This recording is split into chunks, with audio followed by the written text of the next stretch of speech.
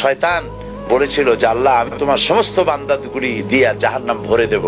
আল্লাহ তখন ফেরেশতাদেরকে ডেকে বলছিলেন, ফেরেশতারা শয়তানে বলল কি শুনেছ?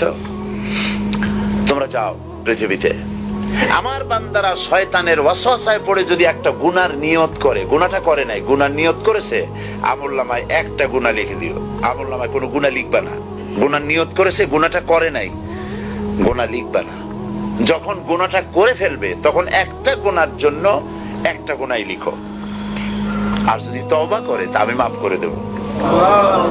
আর যদি আমার বান্দা একটা নেকের নিয়ত করে, একটা নেক কাজের নিয়ত যদি করে, তাহলে কাজটা করে নাই, নেক কাজের নিয়ত করেছে, হজে যাবে নিয়ত করেছে, যায় নাই, যেতে পারে নাই, এখনো দান করবে এখনো করে নাই, নিয়ত করেছে, আমলনামায় একটা নেকি লিখে দিবা। আর যখন নেকের কাজটা করা হবে তখন 10টা গ্রেস মার্ক